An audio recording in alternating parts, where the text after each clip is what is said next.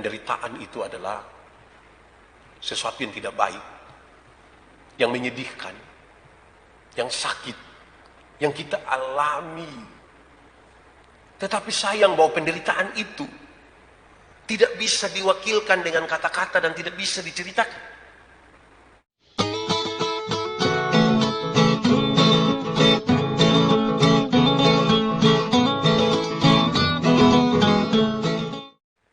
Saudara-saudara, mari kita berdoa. Ya Tuhan Allah kami, Bapa yang kekal kudus, di kesempatan malam hari ini, kami berteduh diri sejenak, supaya oleh kekuatan Roh Kudus-Mu kami diajarkan maksud-maksud Tuhan. Ketika kami akan membaca dan merenungkan firman, Tuhan menolong kami supaya kami memahami makna yang sesungguhnya dari salib Kristus. Bantulah kami supaya kami memahami dan melakukan kehendak-Mu, dan kami menjalani hidup kami dalam kekuatan firman-Mu. Terima kasih banyak ya Bapa. Di dalam nama Yesus, firman yang hidup itu kami berdoa. Amin. Bapak Ibu, saudara-saudara yang dikasihi oleh Tuhan Yesus, di kesempatan malam hari ini, tema kita adalah makna salib. Sekali lagi, makna salib. Saya memilih pembacaan untuk kita dari surat pertama Petrus pasal 2 ayat yang ke-24 tadi. Pertama Petrus pasal 2 ayat yang ke-24. Ia sendiri telah memikul dosa kita di dalam tubuhnya di kayu salib, supaya kita yang telah mati terhadap dosa hidup untuk kebenaran. Oleh bilur-bilurnya kamu telah sembuh. Demikian firman Tuhan. Berbahagia setiap orang yang mendengar firman, memelihara dan melakukan di dalam hidup setiap hari. Shalom. Saudara-saudara, kan kita akan berbicara dan merenungkan tentang makna salib. Saya bertanya kepada banyak orang dan hari ini bertanya kepada saudara. Setiap kali terdengar kata salib, setiap kali orang berbicara tentang salib, apa yang ada dalam pikiran saudara? Kalau malam hari ini saya bilang makna salib, apa yang paling pertama terbersih? Masing-masing kita mesti jujur terhadap itu. Kenapa? Karena kalau kita jujur bertanya kepada banyak orang, siapapun yang kita tidak tahu dia dengan latar belakang seperti apa, paling tidak beberapa jawaban ini yang akan disampaikan. Salib, apa kesan saudara? Mereka bilang, ya kayu. Kayu yang seperti tambah. Kosong. Hanya palang biasa. Kalau pemahaman ini ada pada kita, kalau pemahaman ini yang disebutkan dia palang biasa, tentunya salib tidak bermakna di dalam hidup. Dia tidak melihat apa-apa yang berarti di situ, karena itu hanya kayu biasa. Kedua, salib, apa yang ada pada pikiranmu? Sejumlah orang menaruh perhatian, salib itu perhiasan, salib itu aksesoris, salib itu kalung, salib itu apa yang kita pakai. Kalau itu juga yang ada dalam pikiran kita, maka sesungguhnya kita lebih untuk menekankan pada penampilan. Juga belum terlalu bermakna di situ. Salib masih sebatas apa yang dilihat, apa yang dipakai. Ketiga, kalau kita bertanya salib, apa yang ada dalam pikiran saudara? Beberapa orang menyebutkan, oh itu lambangnya orang Kristen. Itu lambang orang Kristen. Gereja-gereja Kristen berdiri di mana dan salib ada di situ. Tempat-tempat di mana ada kaitan dengan prosesi-prosesi Paskah, oh ada salib di sana. Itu lambangnya orang Kristen. Kalau itu yang menjadi pengertian kita, maka juga belum terlalu dalam untuk kita menemukan pengaruh dari makna salib itu dalam hidup seseorang. Atau mungkin yang keempat ini, Kalau kita bertanya, apa itu salib? Salib apa yang ada dalam pikiran saudara? Sejumlah orang akan mengatakan, itu adalah tempat hukuman. Itu bagi orang-orang penjahat. Itu bagi para budak. Itu bagi orang-orang yang memberontak. Itu bagi orang-orang yang melakukan kesalahan-kesalahan dan kejahatan-kejahatan besar. Salib adalah tempatnya. Saudara, Tuhan Yesus mati di kayu salib. Seberapa dalamkah seseorang yang percaya kepada Tuhan Yesus memaknai kematian Yesus Kristus di kayu salib? Pembacaan tadi membawa kita untuk merenungkan sedikit lebih dalam. Ia sendiri, Yesus itu, telah memikul dosa kita di dalam tubuhnya di kayu salib. Dosa identik dengan kematian. Dosa identik dengan hukuman atas kesalahan. Dan Yesus itu menanggung di dalam dirinya dan mati di kayu salib. Lalu apakah Yesus itu berdosa dan melakukan sebuah kejahatan serius? Tidak. Salib itu adalah tempat di mana dia mengganti saya dan saudara. Dia mengganti kita yang mestinya dihukum mati di atas kayu salib itu. Dosa siapakah yang ditanggungnya di situ? Saya. Kita sekalian. Baik yang terbuka di hadapan umum dan diketahui oleh semua orang, maupun yang secara diam-diam kita sembunyikan itu. Yang tidak diketahui oleh orang-orang, bahkan orang-orang terdekat dengan kita sekali. Itu yang membuat Tuhan Yesus tergantung di sana. Supaya dalam pemahaman ini kita menemukan satu, di salib itu ada penebusan. Tuhan tetap tidak kompromi dengan dosa. Dosa tetap dosa. Yang berdosa itu harus dihukum. Tuhan tidak pernah sekalipun kompromi dengan kesalahan. Jadi kalau saya berdosa, jadi kalau saudara berdosa, Tuhan tidak pernah kompromi dengan dosa itu. Harus dihukum kita yang berdosa. Tapi syukur kepada Tuhan Allah oleh karena di dalam Yesus Kristus kejahatan dosa kita ditanggungkan kepada. Ada penebusan. Kita ditebus oleh Yesus.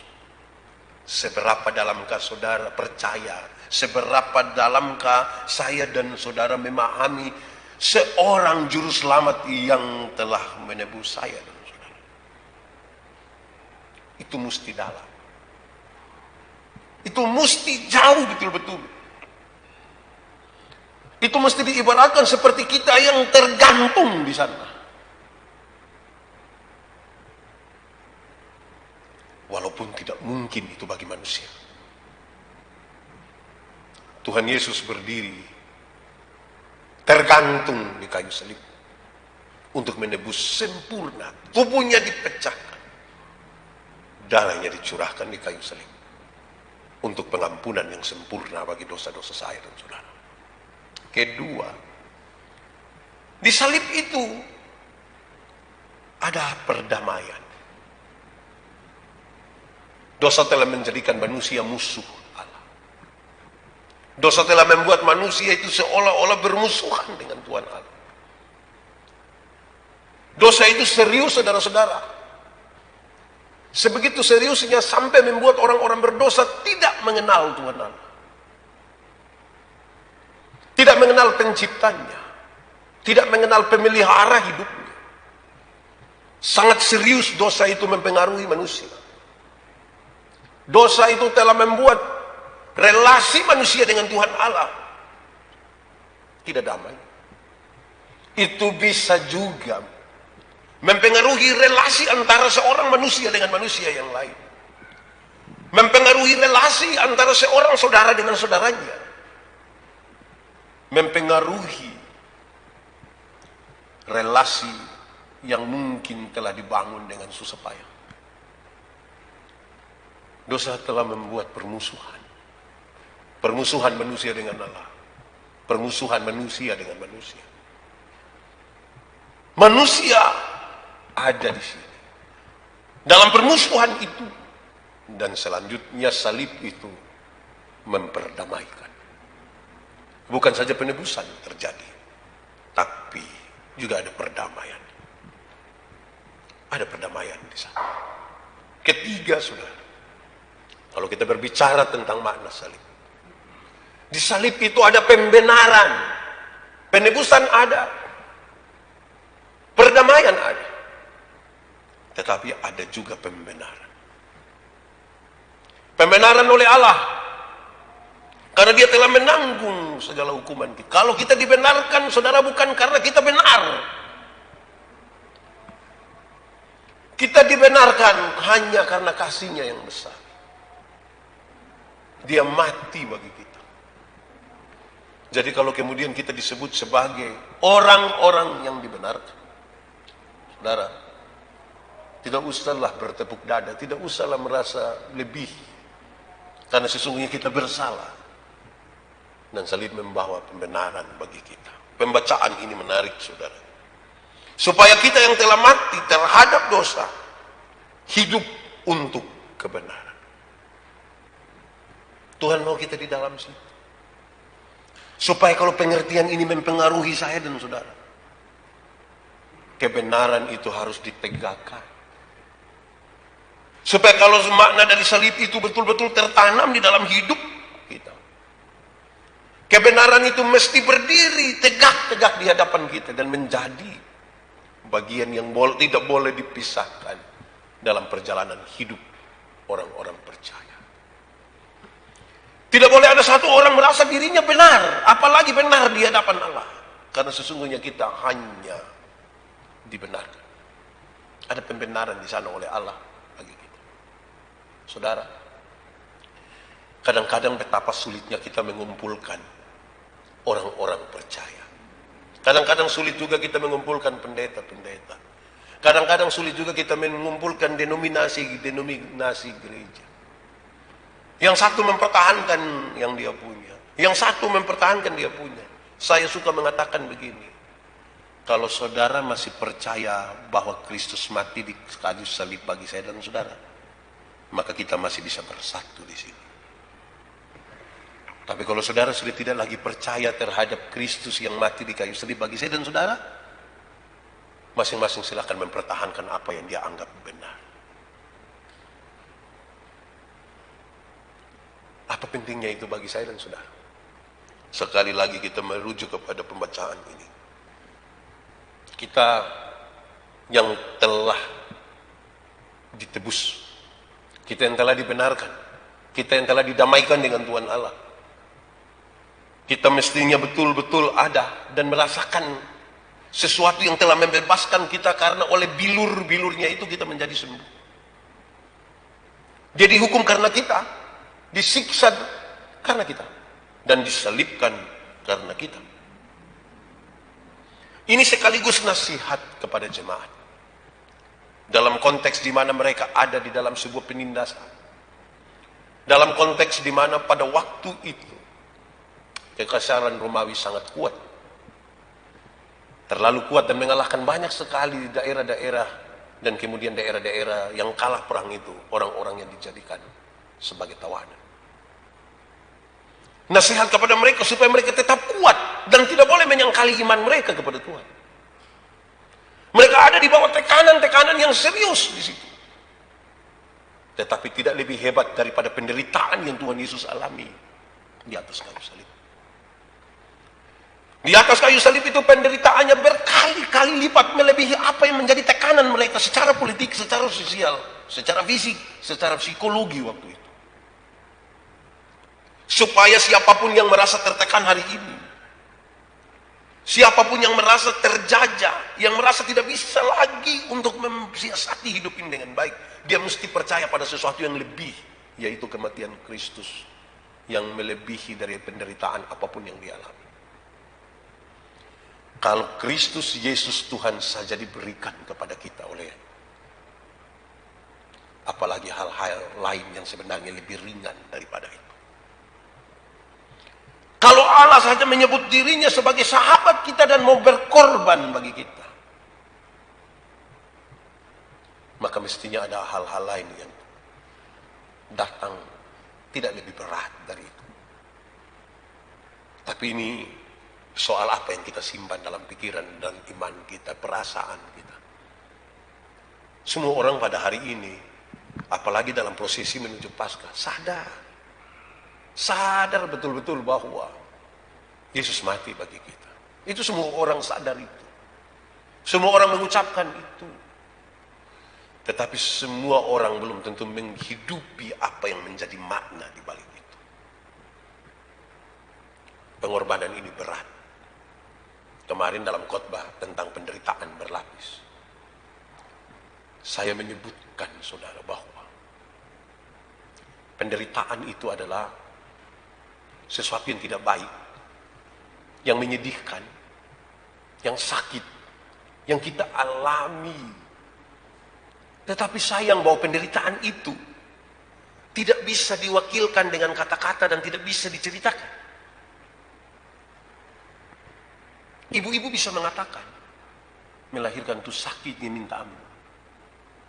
Tapi apakah saudara bisa menceritakan sakit itu? Tidak bisa. Penderitaan itu hanya bisa dirasa. Dan sehebat apapun seseorang berbicara, dia tidak akan pernah bisa untuk mewakilkan sesuatu yang dia rasa sebagai penderitaan. Begitupun ketika dia menikmati sesuatu yang enak di mulut, tidak bisa diceritakan. Dia hanya bilang ini enak, tapi enak seperti apa? Tidak bisa diceritakan. Lalu kalau kita bicara tentang makna salib, kecuali yang sungguh-sungguh masuk sedalam-dalamnya dan bisa tahu, itu berat. Itu terlalu berat. Kecuali kalau kita masuk di situ. Karena tidak ada satupun kata yang sanggup untuk menceritakan tentang rasa sakit. Kita hanya bisa bilang terlalu sakit. Kita hanya bisa bilang ada ketikan. Kita hanya bisa menceritakan kira-kira begitu.